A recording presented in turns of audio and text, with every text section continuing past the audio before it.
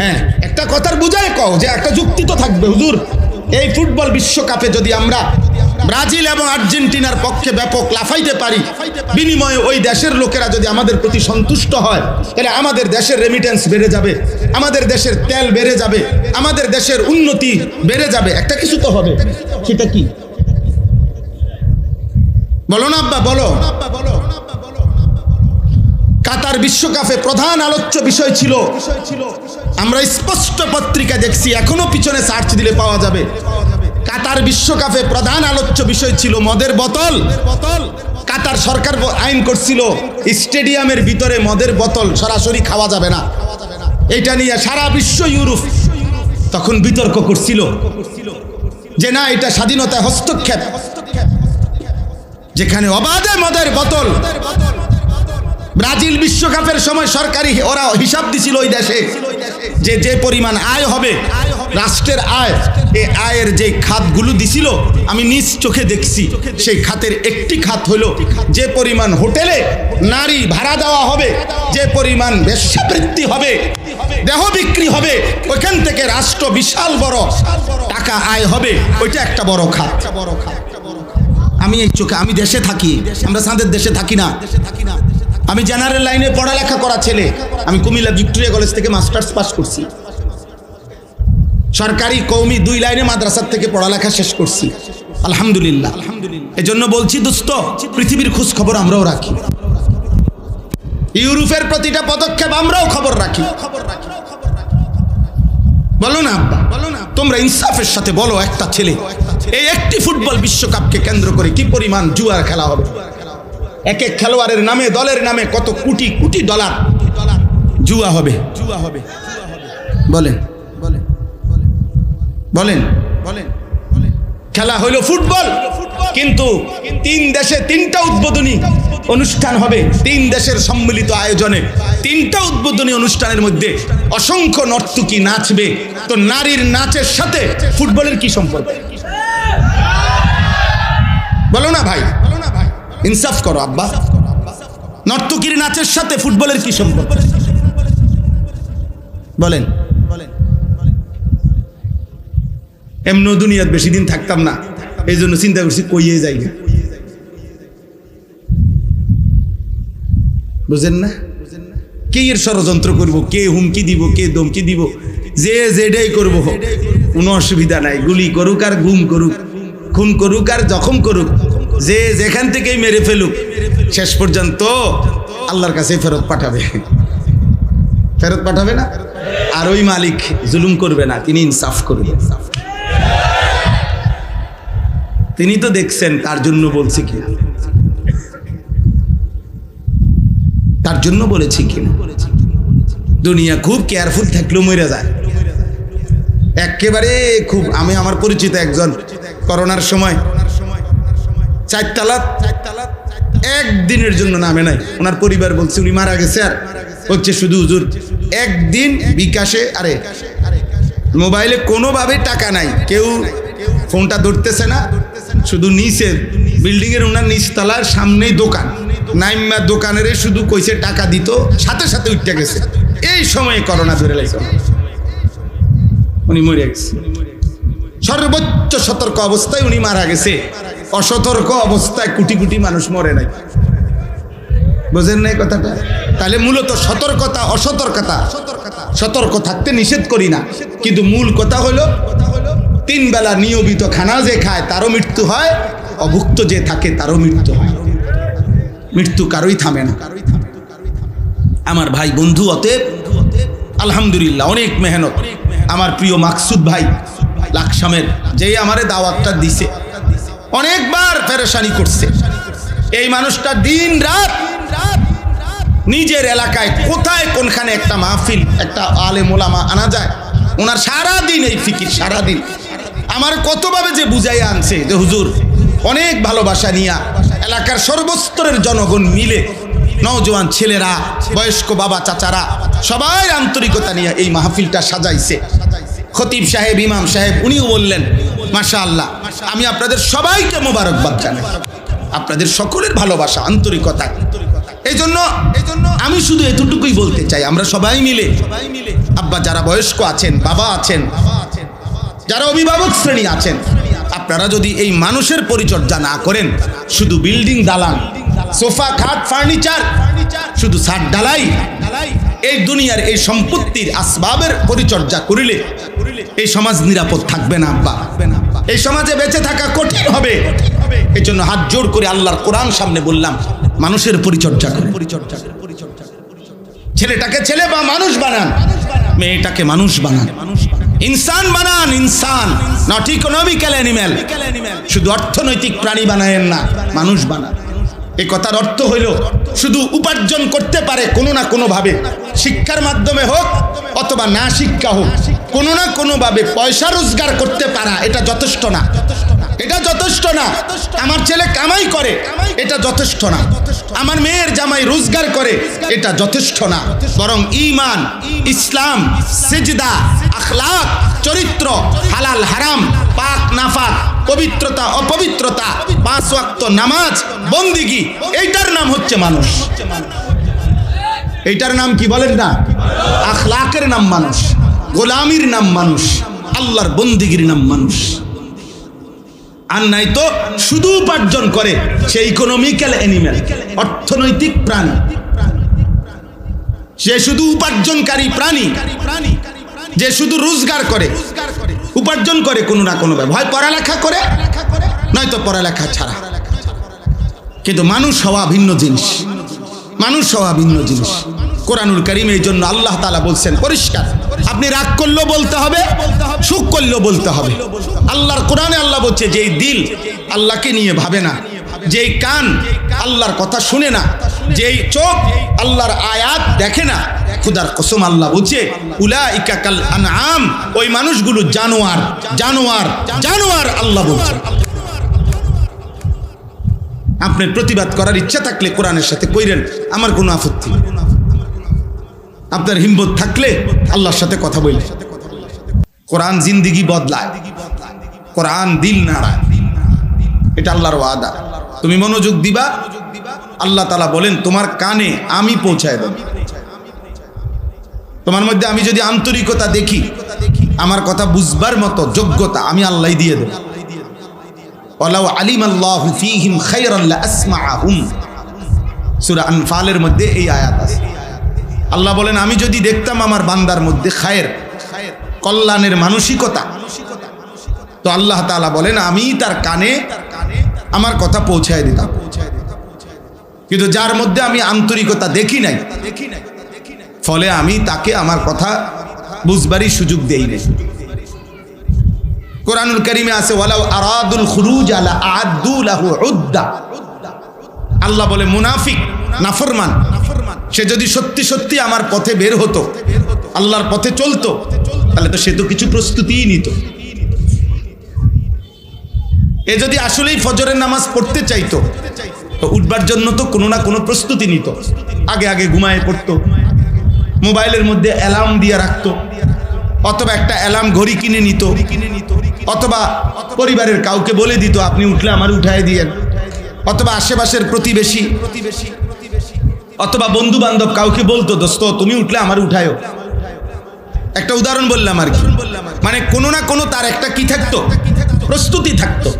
আল্লাহ তাআলা বলেন তুমি দেখো বেঈমান তো প্রস্তুতিই নাই তার ভিতরে, কোনো মানসিকতাই তো তার ভিতরে নাই, কোনো প্রিপারেশনই তো নাই। তো আমি কেমনে বলতাম যে সে আল্লাহর পথে চলতে চায়? গুনাহ থেকে বাঁচবার মতো কোনো মানসিকতাই যার নাই, তো সে আল্লাহর পথে চলতে চায়, এই কথাটা বোঝুন কি দিয়া? আল্লাহ তাআলা বলেন ওয়ালাকিন কারিহাল্লাহুম বিআসাহুম, ফলে যদি আমি আল্লাহ তাআলা গাফলতি আর খামখেয়ালি অমনোযোগিতা দেখতে থাকি, তো আল্লাহ বলেন একদিন আল্লাহর পথে চলা তাকে, এই নাফরমানকে আল্লাহর পথে চলা আল্লাহই পছন্দ করে না। আল্লাহই তখন ফয়সালা দিয়ে দেয় যে বেঈমান তুই আর আমার পথে চলতে হবে না, যা পাতে খা, ঘুম যা, পেশাব পায়খানা কর, যা মন চা তাই কর, আমার সেজদা দিতে হবে না, যা। আমি কত জন্তু জানোয়ারে খাওয়াই, তোর মতো 2-4টা হাইওয়ান খাওয়াইলো আমার কিছু কমবে না, যা দুনিয়া ভোগ কর। এটা কোরআনের আয়াত। ওয়ালাকিন কারিহাল্লাহু বিআসাহুম ফাসাব্বাতাহুম। আল্লাহ বলেন একটা সময় আল্লাহই তার নাফরমান বান্দা আল্লাহর পথে আসুক, এটা আল্লাহ চায় না। গুনাহ যখন বেড়ে যায়, নাফরমানি যখন বেড়ে যায়, সীমা যখন অতিক্রম করে, আল্লাহই তখন ফয়সালা দিয়ে দেয়, ঠিক আছে আর লাগবে না, অনেক দিন তোকে বলাইছি, পৌঁছাইছি আমার কথা, তুমি কোনো পাত্তাই দিচ্ছ না, ঠিক আছে নাফরমান আর লাগবে না। ওয়াকিলা কুদু মাআল কাঈদিন। আল্লাহর পক্ষ থেকে বলা হয়, হে নাফরমান, হে বেঈমান, আমার যেই সমস্ত বান্দা আমার ইবাদত থেকে বসে আছে, আমার ইবাদত বাদ দিয়ে বসে আছে, যা তুমি নাফরমানো, ওদের সাথেই বসে থাকো, যাও লাগবে না। আর উঠতো না সাদওয়ানে, জামাত হয়ে যাক, তুমি বনে খাও, তোমার মতো বেড়াইত নামাজ পড়া লাগবে রাজা। বনে তো খাইতে আসছো দুনিয়ায়, খাও বন খাও, বন খাও, চা খাও, বিড়ি খাও, দেখো আর কিছু আসেনি দোকানে, বিস্কুট বিস্কুট আসেনি, লও খাও। তুমি মোবাইলেই টিপো, তোমার মতো হাইওয়ান আমার ঘরে আসতে হবে না। ভাতে তো খাওয়া দরকার তোমার, আমি খাওয়াবো। কত বেঈমান রে আমি খাওয়াই, কত মুরতাদ রে আমি খাওয়াই, 40 বছরে যে কোনোদিন স্বীকারও করে না আল্লাহ বলতে কিছু আছে। আল্লাহ বলে আমি এমন বেঈমানরও তো খাওয়াই, তা তোমাকে খাওয়াইতে অসুবিধা কি? এই পৃথিবীতে এমন মানুষ নাই যে মৃত্যু পর্যন্ত 40 বছর 60 বছর যাদের বক্তব্য কোটি কোটি আছে, এমন সারা পৃথিবীতে। এই যারা নাস্তিক, দেয়ার ইজ নো গড, আল্লাহ বলতে কিছু নাই। আমি নিজে একবার এক ইউনিভার্সিটির 4টা ছেলেকে একবার 1.5 ঘন্টা আমি আলাদা কথা বলছিলাম 2022 সালে। ওদের পরিষ্কার বক্তব্য যে হুজুর আল্লাহ বলতে কিছু আছে, এটা আমরা টোটালি বিশ্বাস করি না বাংলাদেশে। তাইলে আল্লাহ তাদেরকেও খাওয়াচ্ছে। আমি একটা প্রাইভেট ব্যাংকের ভাইস চেয়ারম্যান, একটা পূর্ণাঙ্গ ব্যাংকের কোটি কোটি হাজার কোটি টাকার মালিক, ওনাকে দেখছি আমার নিজ চোখে। উনি ডাইরেক্ট জানাজার নামাজে দাঁড়াইয়া, পাশে দাঁড়াইয়া বলছে, কবরের আযাবের মিথ্যা ভয় দেখিয়ে হুজুররা আর কতদিন মানুষকে বোকা বানিয়ে রাখবে। আল্লাহ তো তাকেও কোটি কোটি টাকা দিচ্ছে, হাজার হাজার কোটি টাকা দিচ্ছে, সে একটা ব্যাংকের ভাইস চেয়ারম্যান। তাইলে দুনিয়া অনেক দিছে বলে এটা সফলতার কিছু না। আল্লাহ তাআলা নিকৃষ্ট বেঈমানকেও দুনিয়া দিছে, নিকৃষ্ট বেঈমান আল্লাহ তাআলা দুনিয়া দিছে। এটা আহামরি কিছুই না। অতএব আমার প্রথম কথা, এতক্ষণ আমি খুতবা না পড়ে শুধু সালাম দিয়েই এতগুলো কথা বললাম। আমি আসছি থেকেই দেখছি এই পরিমাণ উথামথাম করতেছ তোমরা ছেলেরা। আফসোসের ব্যাপার আব্বা, নামাজের ওয়াক্ত ছিল, নামাজের জন্য প্রস্তুতি নিলে ভালো হইতো, নামাজের গুরুত্ব দিলে ভালো হইতো। একজন বক্তার 1000 ছবি উঠাইলে কোনো লাভ নেই। তোমরা যদি রাজি হও নাই তো আমি সবাইকে সুযোগ দেই, ছেলেরা তোমরা আমার সাথে একটা ছবি উঠাও, ছবি উঠাইয়া ফেসবুকে দাও যে এই যে আমরা দুইজন, তো মানুষ বলবে হ্যাঁ আপনাদের দুইজনেরই কাবা শরীফের ইমামের মতো মনে হয়। এটা নাকি মানুষে বোঝে না, চুল্লাওয়ালারও মানুষে চেনে না, আর পাঞ্জাবিওয়ালারও মানুষে চেনে না। মানুষে ভাত খায় না, চিরা খায়। তুমি উঠাইয়া কি করবা এটা দিয়া? আমারে বলো ভাই, কি হবে এটা দিয়ে? বলো না, একটা ছেলে বলো, প্রতিবাদ করো। আমার সাথে তোমার ছবি, তোমার সাথে আমার ছবি, কি বুঝাইতে চাও? যে আমরা দুজন কাবা শরীফের ইমাম, আমরা দুজন বাইতুল মুকাররমের ইমাম। তো মানুষ আলোকে আলোই বোঝে, অন্ধকারকে অন্ধকারই বোঝে। এজন্য এটা বুঝতেই হবে। আপনি যেমন মানুষ বুঝেও তেমন। আপনি যেমন ভাত খান, মানুষও ভাতে খায়, মানুষে চিরা খায় না। অতএব আপনি যেমন, আপনি চরিত্রহীন, মানুষ বুঝবে ইমানদার না, এত ব্যাককল মানুষের বাইবেন না। আপনি সুদখোর আর মানুষে বুঝবে ইমানদার, জি না, এত ব্যাককল মানুষের বাইবেন না। আমি যেমন, আপনি যেমন, আমরা যে যেমন, মানুষের চোখে ধরাও খায় তেমন। মানুষ চোরেরে বাইজিদ বোস্তামি কয় না, বাইজিদ বোস্তামিরে চোর কয় না। বুঝেন নাই কথা? মানুষ আলোকে অন্ধকার বলে না, অন্ধকারকে আলো বলে না। আরবিতে প্রবাদ আছে, ওয়াফিকা উয়ুবুন ওয়ালিন্নাসি আয়ুনুন। আরবিতে বলে তোমারও দোষ আছে, মানুষেরও চোখ আছে। তোমারও কি আছে? মানুষেরও কি আছে? মানুষ চিনতে ভুল করেন।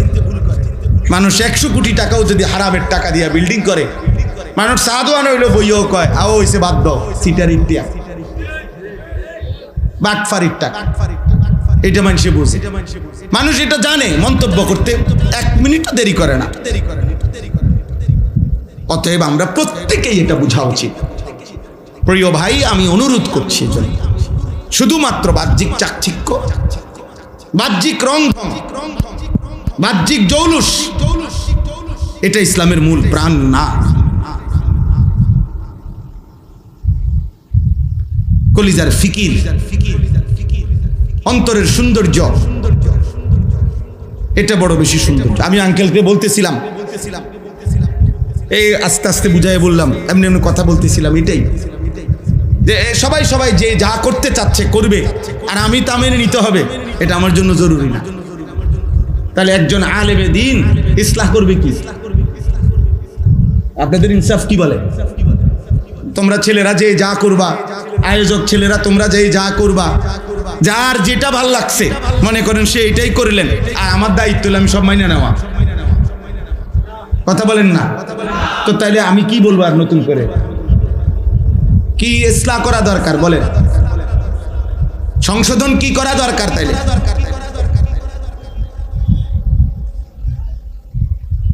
মুসলমানের সন্তান ইনসাফের সাথে বইল, এতগুলো ছেলে তোমরা কাছাকাছি ছিলা, কিন্তু আল্লাহকে সাক্ষী রেখে বইল, কলিজার মধ্যে হাত দিয়ে বলো, তোমরা সবাই মাগরিবের নামাজ পড়ো নাই।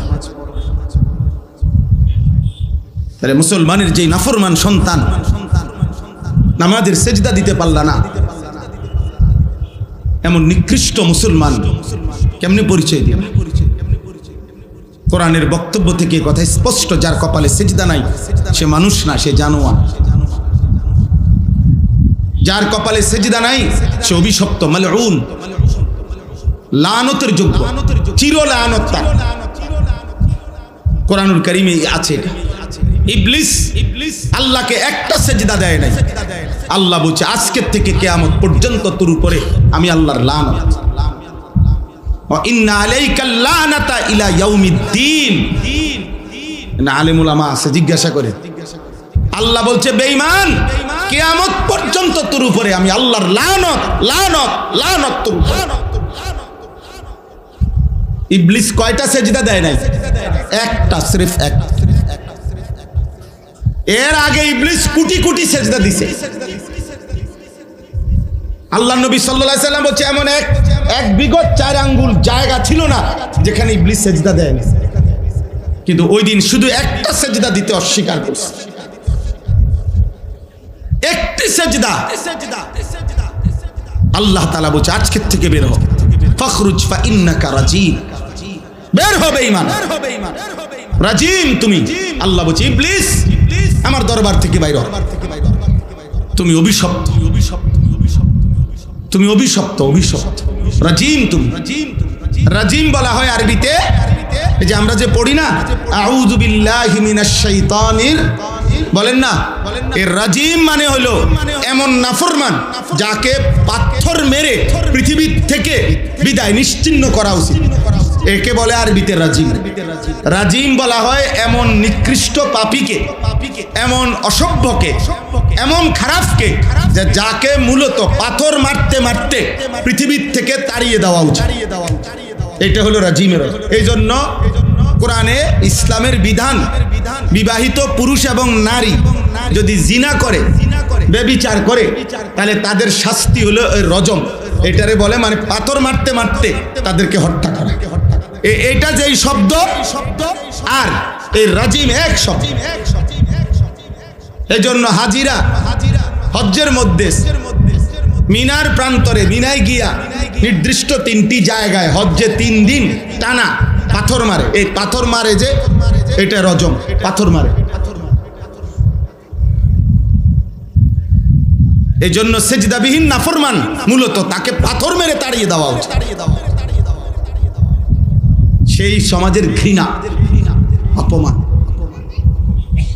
হাদিসের মধ্যে আছে, আল্লাহর নবী সাল্লাল্লাহু আলাইহি ওয়াসাল্লাম বলেন, বান্দা যখন সেজদা করে, বান্দা যখন সেজদা করে, ইমানদার যখন সেজদা করে, খোদার কসম নবী বলছে শয়তান কাঁদতে কাঁদতে তার থেকে বিচ্ছিন্ন হয়ে যায়। ইতাজালা শাইতানু ইয়াবকি, শয়তান কাঁদতে কাঁদতে আলাদা হয়। আর কাঁদতে কাঁদতে ইবলিস বলে, হে হে আল্লাহর বান্দা, এটাই সেই সেজদা যেই সেজদা একবার না দেওয়াতে আমি চিরদিনের জন্য ঘৃণিত হলাম। এটাই সেই সেজদা যা তুমি এখন দেওয়ার কারণে আল্লাহর প্রিয় হয়ে গেল, আল্লাহর প্রিয় হয়ে গেল। এজন্য ভাইয়া আখলাক শিখো, জিন্দেগি শিখো, দিন শিখো, দিন শিখো। পিছনে তাকায়েন না, একজনও পিছনে তাকায়েন না। সব গুছাইয়া পারতেন না আপনারা, সময় শেষ হয়ে যাবে। পুরা যখন যে আসবে সবাইরে গোছ গাছ করতে গেলে আমরা তাহলে আর কুলান যাবে না। আমি অনুরোধ করলাম, আলহামদুলিল্লাহ তোমরা অনেক ছেলে মহব্বত করে আসছো, কিন্তু এই মহব্বত মানে তোমার মতো করে তামাশা না। মহব্বত মানে তোমার মতো তামাশা না। মহব্বত শরীয়তের একটি শব্দ, অতএব এর সুনির্দিষ্ট নিয়ম কানুন আছে। আল্লাহকে ভালোবাসা মানে কি, এর সুনির্দিষ্ট ব্যাখ্যা কোরআনে আছে। আমাদের প্রিয় নবী সাল্লাল্লাহু আলাইহি ওয়াসাল্লামকে ভালোবাসা এর মানে কি, এর সুনির্দিষ্ট ব্যাখ্যা কোরআন সুন্নাহর মধ্যে আছে। সাহাবায়ে কেরামকে ভালোবাসা এর সুনির্দিষ্ট ব্যাখ্যা কোরআন সুন্নাহর মধ্যে আছে। মা বাবাকে ভালোবাসা এর সুনির্দিষ্ট ব্যাখ্যা কোরআন সুন্নাহর মধ্যে আছে। স্ত্রীকে ভালোবাসা এর সুনির্দিষ্ট ব্যাখ্যা কোরআন সুন্নাহর মধ্যে আছে। উলামায়ে কেরামকে ভালোবাসা এর সুনির্দিষ্ট ব্যাখ্যা কোরআন সুন্নাহর মধ্যে আছে। এজন্য ইসলামের মধ্যে কোনো আনন্দ মন মতো না। এজন্য দুই ঈদের কোনো আনন্দ কোনো বেঈমান নাফরমান নিজের মতো করিলে সেটা ঈদ হয় না, সেটা তোমার খাহেশা, সেটা তোমার প্রবৃত্তির চাহিদা পূরণ হয়েছে। ঈদের দিন তুমি ডেকসেট বাঁচাইছো, তুমি ঈদ পালন করো নাই, তুমি শয়তানের গোলামি করছো।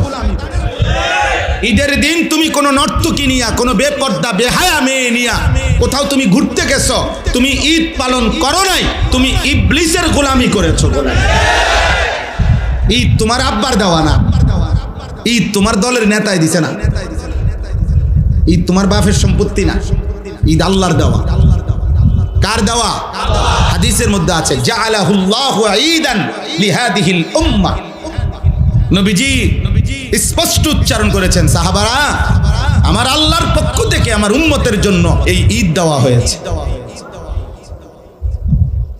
কার পক্ষ থেকে? আল্লাহর পক্ষ থেকে। অতএব আল্লাহর বিধান মানতে হবে। মুসলমানের হাসি আল্লাহর দেওয়া, মুমিনের কান্না আল্লাহর দেওয়া। কোরআনে আল্লাহ বলেন, ওয়া আন্নাহু হুয়া আদহাকা ওয়া আবকা। আল্লাহ তাআলা বলেন আল্লাহই হাসান, আল্লাহই কাঁদান। হাসি আল্লাহর সৃষ্টি, কান্না আল্লাহর সৃষ্টি, আল্লাহর মাখলুক। হাসি একটা পৃথক মাখলুক, কান্না একটা পৃথক মাখলুক। হাসি মানুষের ভিতরে থাকে না, আল্লাহ সৃষ্টি করে। এই জন্য পৃথিবীর কোনো গবেষক বলতে পারবেনি যে মানুষের যে হাসে এটা ভিতরে পলিথিনের মধ্যে থাকে, কান্না বালতির মধ্যে থাকে, চোখের পানি ভিতরে থাকে। কোথায় এত পানি করতে আই তুইব কইরি? আল্লাহ সৃষ্টি করে। প্রয়োজন পরিমাণ কান্না কে সৃষ্টি করে? প্রয়োজন পরিমাণ হাসি কে সৃষ্টি করে? এটা কোরআনে আছে। ওয়া আন্নাহু হুয়া আদহাকা ওয়া আবকা। আল্লাহই হাসান, আল্লাহই কাঁদান। ওয়া আন্নাহু হুয়া আমাতা ওয়া আহইয়া। আল্লাহই মৃত্যু দেন, আল্লাহই জীবন। ওই ছেলে, এই বেয়াদব, এই বেটা চলে যাও, আব্বা উঠে যাও, আরেকজন মানুষ বসুক তোমার জায়গায়, তুমি বাইরে উঠা আবার হাসো কেন? নিষেধ করছিলাম না আব্বা, তো বেয়াদবি করলা কেন? হে মনে করছে কিতা কইব আর হুজুরে চাই না। আমি সাংঘাতিক মানুষ, প্রয়োজনে আর কোনোদিন আসবো না, কোনো অসুবিধা নেই, আর কোনোদিন বলবো না, মনে করেন সমস্যা নাই। কিন্তু যেদিন পারছি ওই দিন শক্তভাবে বলে যাব। আমাদের সন্তান তোমরা, কে ফিরাবে আব্বা তোমাদের? তোমাদের দুর্ভাগ্য অনেকের, খোদার 365 দিনও তোমাদের কপালে এমন একজন অভিভাবক অনেকের জুটে নাই এক বছরে যে তোমার এই ফজরের নামাজের জন্য উঠাবে। আহারে বদনসিব, বদনসিব। আমি আজকেও 75 বছর বয়সী আমার মার সাথে দেখা করছি আসর পইরা। আজকে মা আমারে প্রথমেই জিগাইছে, হুত নোয়া ধরছ? কসম আল্লাহ, আমার 75 বছর বয়সী বৃদ্ধা মাও আমারে এখন আজকেও আসরের পরে জিগাইছে। আজীবন মা জিজ্ঞাসা করে, হুত নামাজ পড়ছো? তোমাদের অনেক ছেলে, যার কারণে তোমরা সুযোগ পাইছো। যদি সচেতন অভিভাবক পাইতা, এই সমাজের মানুষ যদি আখিরাতের সচেতনতা একটু থাকতো, এত অসভ্যতা করে তোমরা টিকতে পারতাম। একটা সময় আমাদের এই সমাজে এই বয়স্ক লোকদেরকে জিজ্ঞাসা করে দেখো, একটা সময় 10 গ্রামেও যদি 3 গ্রামের কোনাতেও যদি কেউ কোনো সামান্য অপকর্ম করছে, তো 10 গ্রামের মানুষের সামনে মেল কইরা মাথা কামাইয়া ছেড়ে দিছে। মানুষের দেখলে বুঝছে তাই নিয়ে ধরা খাইছে। এটা ছিল আমাদের সমাজ, এই দেশেই ছিল, এই দেশেই ছিল। কিন্তু সবাই যখন একসাথে, অভিভাবক এবং অধীনস্থ, বাবা এবং সন্তান, মা এবং মেয়ে, সবাই যখন বুঝছে জীবন মানে শুধু দুনিয়া, জীবন মানে শুধু টাকা, জীবন মানে শুধু বিল্ডিং, জীবন মানে শুধু ভাত মাছ, জীবন মানে শুধু খাট ফার্নিচার, এটা যখন ছোট বড় জোয়ান বুড়া, বাবা সন্তান সবার মাথায় একসাথে ঢুকছে, বেঈমানের সফলতা এটা যখন আমগো সবার মাথায় ঢুকায় দিছে, এখন আর বাপের কথা হইলো ফুতের নামাজের দরকার নাই, টাকার দরকার। মেয়ের পর্দার দরকার নাই, পয়সাওয়ালা জামাই দরকার, জামাই দরকার, টাকার দরকার। এই জন্য ফুলারে কইছে যে বুঝছি তোমার দিয়ার হইতো না, সিদ্ধান্ত নাও বিদেশ যাইবা না কাম করিবা, কোনটা করবা কও, টাকার দরকার। হ্যাঁ যাইলে বিদেশ কথা কও, যদি বলে 12 দিনের মধ্যে 12 লাখ টাকা দিতে হইব, ঠিকই উনি সুদে কিস্তিতে মিলাইয়া 1 সপ্তাহের ভিতরে বাপে টাকা ব্যবস্থা করে দিবে, কারণ ওনার টাকা দরকার। উনি বুঝছে আমার ছেলের দিয়ে আমি টাকা কামাইতে হবে। কিন্তু কোরআনুল কারীমের মধ্যে আছে আব্বা, এই আমি এখন শুনাইতেছি, কোরআনুল কারীমের মধ্যে আছে হযরত নূহ আলাইহিস সালাম 950 বছর, 950 বছর একটানা মানুষকে আল্লাহর দিকে ডাকছে। একটা মানুষ 950 বছর আল্লাহর কথা বলছে, 950 বছর পরেও আল্লাহ তাআলা উনাকে যখন বলছে নূহ আর বলতে হবে না, যে কয়জন ঈমান আনছে বাকিদেরকে আমি আল্লাহ তুফান দিয়ে ধ্বংস করে দেব, তুমি একটা নৌকা বানিয়ে উঠে পড়ো। যেদিন এই সূরা হুদের মধ্যে আছে, যেদিন নূহ আলাইহিস সালাম নৌকা বানিয়ে সারছেন, আল্লাহ তাআলা বলছেন তুমি তোমার অনুসারীদেরকে নিয়ে উঠো, আজকে নৌকা ছেড়ে দিবে। পানি উঠে গেছে, ওয়াফারাত তান্নূর কোরআনে আছে, চুলা ফাইটা পানি বের হওয়া শুরু হচ্ছে। নূহ আলাইহিস সালাম বুঝছে ওনার কওম আর বাঁচবে না, এই মানুষগুলো এখন আল্লাহর নাফরমানির কারণে ধ্বংস হয়ে যাবে। প্রিয় ভাই, প্রিয় বাবা, মুসলমানের বাপ, আপনাদেরকে বলি, এই কোরআনে আল্লাহ বলছে 950 বছর পরে আজকে যখন ছেড়ে দিচ্ছে মানুষগুলোকে ধ্বংস করে দিবে, আল্লাহ বলছে ঠিক ওই সময়ও নৌকা ছাড়ার পূর্ব মুহূর্তেও তুফানের পানি আযাব চলে আসছে। তখনও কোরআনে আছে নূহ আলাইহিস সালাম ওনার শেষবারের মতো ওনার ছেলে কেনান, কাফের ছেলেটাকে বলছে ইয়া বুনাইয়ার কাম মা'ানা ওয়ালা তাকুম মা'আল কাফিরিন, হে আমার প্রিয় সন্তান আব্বা তুই ঈমানদারদের সঙ্গী হ, বেঈমানের সঙ্গী হইও না আব্বা, যাইও না, থাইকো না ওই বেঈমানদের সাথে, থাইকো না। 950 বছর পরেও বাপ শেষবারের মতো ছেলেকে বলছে আব্বা আর কোনোদিন আমি এই পৃথিবীতে কালেমার দাওয়াত দেব না, আর কোনোদিন বলবো না, আমার দায়িত্ব শেষ, আমার কাজ শেষ। ছেলেটা বলছে আমি পাহাড়ে আশ্রয় নেব, তোমার খোদার পানির থেকে আমি বেঁচে যাব, সাআবি ইলা জাবালিন আসিমুনি মিনাল মা, নূহ আলাইহিস সালাম বলছে না, লা আসিমাল ইয়াউমা মিন আমরিল্লাহ ইল্লা মার রাহিম। আব্বা শুনো, আল্লাহর দয়া ছাড়া আজকে আল্লাহর হাত থেকে কেউকে বাঁচাইতে পারবে না। ভুল করো না বাবা, ভুল করো। আজ আজকে মুসলমানের আব্বা পরিষ্কার সিদ্ধান্ত দিয়া দেয়, মুসলিম বাবা হুজুর কইছি নামাজের কথা, মনে 200 বার কইছি, 2 বছর চেষ্টা করছি, পরে দেখছি আর হইতো না, অজাত নামাজ রোজা করে না হুজুরের লাগে চিন্তা করছি আর অন্য লাইনে কোনানে যাইলে যাইব, বিদেশ যাইব বা কামে লাগাই দিছে, শেষ। উনি সিদ্ধান্ত নিয়ে নিছে, আর অসুবিধা নাই, উনি ফয়সালা নিয়ে নিছে, যা এবার আমার ছেলে জাহান্নামী হলে হোক, আমার ছেলে বরবাদ হইলে হোক, নগদ জাট কড়া টেয়াটুয়া ফাইলে লাভ। এটা কি ইনসাফ? বলেন না এটা ইনসাফ? এটাই হওয়ার কথা ছিল মুসলমান। তাইলে এজন্য বাপ সবার কাছে অনুরোধ, বিষয়টা বুঝতে চেষ্টা করেন, বিষয়টা বুঝতে চেষ্টা করেন। আপনারা যারা বয়স্ক চাচারা আছেন, আপনারা যারা সমাজের নেতৃস্থানীয় মানুষ আছেন, আপনারা যারা অভিভাবক আছেন, আপনারা দয়া করে দাঁড়াইয়া দেখেন আপনাদের সন্তানেরা, এরা নর্থ বেঙ্গল থেকে আসে নাই, এরা পার্বত্য চট্টগ্রাম থেকে আসে নাই, এরা খুলনা বরিশাল থেকে আসে নাই, এরা আপনাদেরই আশপাশের ছেলে পেলে। তাহলে আপনারা দেখেন তাকাইয়া চেহারায় নামাজের চিহ্ন কয়জন, আপনারা চেহারায় চুল তাকাইয়া দেখেন, জিজ্ঞাসা করেন আপনাদেরই ছেলে পেলে যে বাবা এই চুলের সাথে তোমার আল্লাহর সম্পর্ক আছে কিনা, নবীর সম্পর্ক আছে কিনা, সাহাবার সম্পর্ক আছে কিনা, কোন আউলিয়া মাশায়েখ পীর বুজুর্গের সম্পর্ক আছে কিনা, তোমার মসজিদের ইমাম সাহেবের সাথে এই চুলের সম্পর্ক আছে কিনা, তোমার বাবার সাথে সম্পর্ক আছে কিনা, তোমার দাদার সাথে সম্পর্ক আছে কিনা, তোমার বংশের সাথে সম্পর্ক আছে কিনা, বলেন আপনারা জিজ্ঞাসা করেন। একটা ছেলেকে বলতে বলেন এখানে আইসা দাঁড়াই, আব্বা তোমরা একটা ছেলে আইসা বলো যে ব্রাজিল আর্জেন্টিনার খেলোয়াড়ের সাথে আমাদের ধর্মীয় সম্পর্ক কি? যদি ধর্মীয় কোনো সম্পর্ক না থাকে তো আমাদের রাষ্ট্রীয় সম্পর্ক কি? বাংলাদেশের অর্থনীতি, সামাজিক, বাংলাদেশের উন্নতি, প্রগতি, আধুনিকতার জন্য শুধু মাতৃভূমির মায়াও যদি থাকে, একটা নাফরমান বল বেটা এখানে দাঁড়ায়া আর্জেন্টিনার ব্রাজিলের খেলোয়াড়ের সাথে আমাদের বাংলাদেশের উন্নতির কি সম্পর্ক বল? ইসলাম তো আছে নাই, রাষ্ট্রের বলেন, রাষ্ট্রের বলতে বলেন এ দেশের উন্নয়নে কথা বলেন না, আমাদের সাথে ওদের কি কি লেনদেন বলেন আঙ্কেল,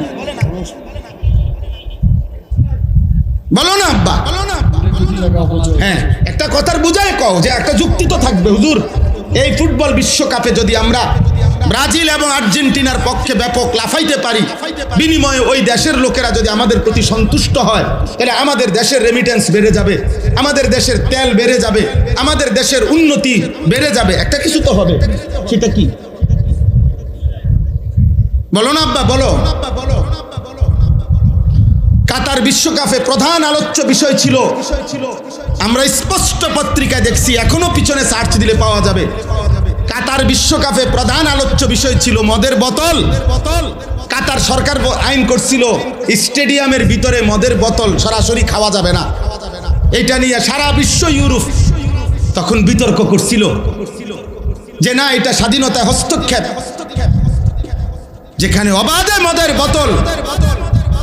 ব্রাজিল বিশ্বকাপের সময় সরকারি ওরা হিসাব দিছিল ওই দেশে যে যে পরিমাণ আয় হবে, রাষ্ট্রের আয়, এই আয়ের যে খাতগুলো দিছিল আমি নিজ চোখে দেখছি, সেই খাতের একটি খাত হলো যে পরিমাণ হোটেলে নারী ভাড়া দেওয়া হবে, যে পরিমাণ বেশ্যাবৃত্তি হবে, দেহ বিক্রি হবে, ওইখান থেকে রাষ্ট্র বিশাল বড় টাকা আয় হবে, ওইটা একটা বড় খাত।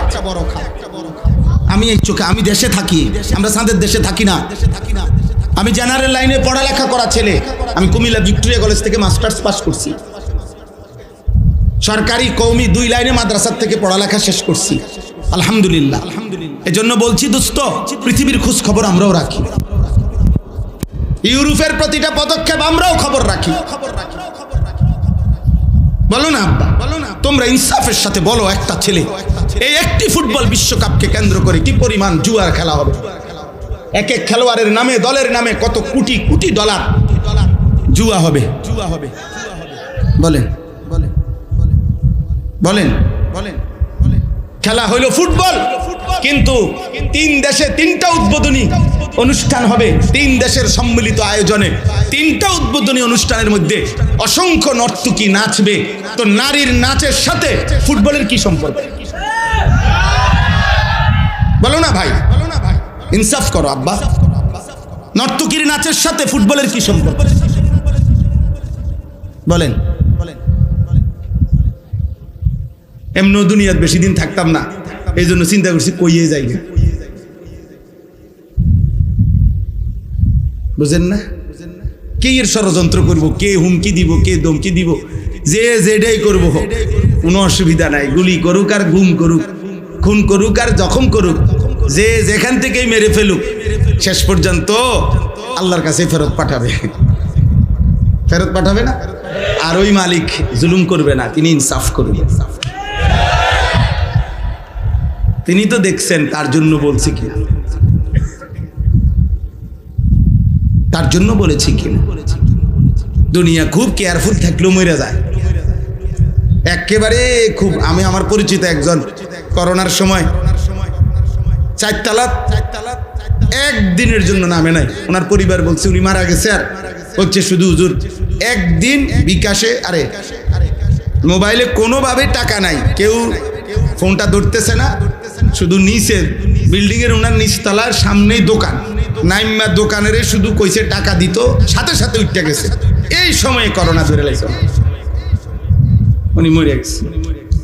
সর্বোচ্চ সতর্ক অবস্থায় উনি মারা গেছে, অসতর্ক অবস্থায় কোটি কোটি মানুষ মরে নাই। বুঝেন না কথাটা?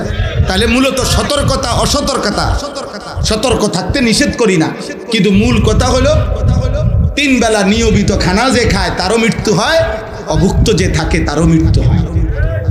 মৃত্যু কারোই থামে না আমার ভাই বন্ধু। অতএব আলহামদুলিল্লাহ অনেক মেহনত আমার প্রিয় মাকসুদ ভাই লাকসামের, যে আমারে দাওয়াতটা দিছে, অনেকবার পেরেশানি করছে।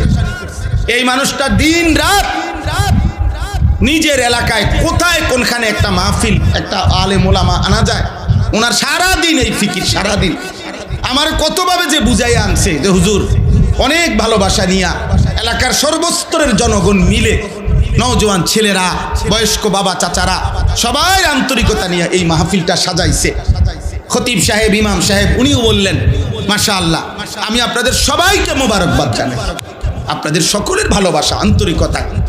এই জন্য আমি শুধু এতটুকুই বলতে চাই, আমরা সবাই মিলে, আব্বা যারা বয়স্ক আছেন, বাবা আছেন, যারা অভিভাবক শ্রেণী আছেন, আপনারা যদি এই মানুষের পরিচর্যা না করেন, শুধু বিল্ডিং দালান, সোফা খাট ফার্নিচার, শুধু ছাদ ঢালাই, এই দুনিয়ার এই সম্পত্তির আসবাবের পরিচর্যা করিলে এই সমাজ নিরাপদ থাকবে না আব্বা, এই সমাজে বেঁচে থাকা কঠিন হবে। এই জন্য হাত জোড় করে আল্লাহর কোরআন সামনে বললাম, মানুষের পরিচর্যা করে।